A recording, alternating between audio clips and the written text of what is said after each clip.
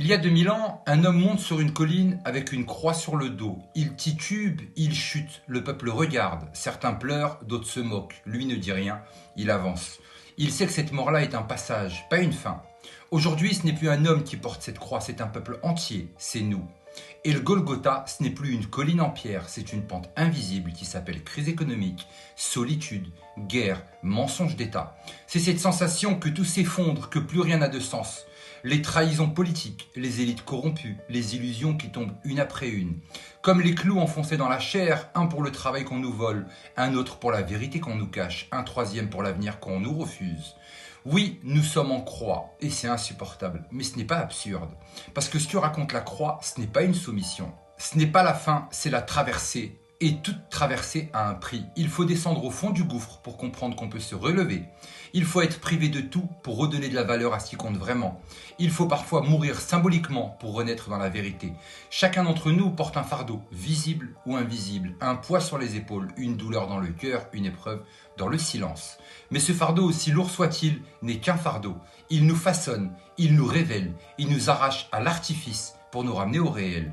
Il nous apprend à distinguer l'essentiel du superflu, la substance de l'apparence, la vérité du décor. Et parfois, ce au creux de la nuit, quand tout semble perdu, que quelque chose naît. Il faut traverser les ténèbres pour enfin voir la lumière. Et même quand tout en nous hurle à la fin, même quand la mort semble imminente, c'est là précisément là que la renaissance devient possible. Aujourd'hui, le système craque, l'ordre établi vacille, les idoles modernes, l'argent, le pouvoir, l'image, tout tombe de leur piédestal. Et dans cette chute, il y a une grâce, un espace, celui du choix.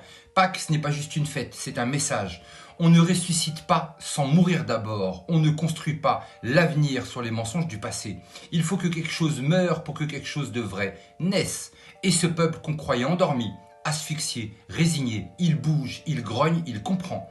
Il comprend que ce n'est pas dans le confort qu'on se réveille, c'est dans la douleur. Il comprend que la croix qu'il porte aujourd'hui n'est pas une punition, c'est une initiation. Vers un après, vers une lumière, vers un retour à l'essentiel. Alors oui, nous sommes encore cloués, mais le tombeau n'est pas éternel. Il y aura un matin, il y aura un mouvement. Et ceux qui rient aujourd'hui comprendront trop tard qu'on ne peut pas crucifier l'espérance, qu'on ne peut pas faire taire une âme qui s'éveille, qu'on ne peut pas tuer la vérité. La croix, c'est la dernière illusion avant la libération. Et au cœur de cette nuit, il y a ceux qui veillent, ceux qui malgré tout marchent, ceux qui refusent de baisser les yeux, même quand le vent souffle fort. Ils portent eux aussi un fardeau, un autre genre de croix, celle de l'information libre, celle de la parole juste. Ils prennent des coups, on les censure, on les traite de fous, de complotistes, de dangereux, mais ils tiennent. Parce qu'ils savent que sans vérité, il n'y a pas de résurrection possible. Sans lumière, on s'habitue à l'obscurité. Alors à vous, journalistes indépendants, créateurs engagés, lanceurs d'alerte, veilleurs du réveil et autres personnes qui combattent à travers le monde, merci. Merci de votre combat qui n'est pas vain.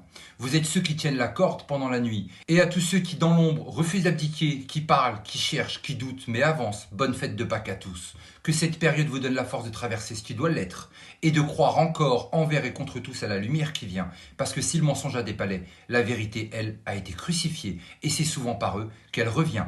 Bonne fête de Pâques à tous et d'Ochenao Bricha. Et mais surtout n'oubliez pas, on n'est clairement pas au bout de nos surprises.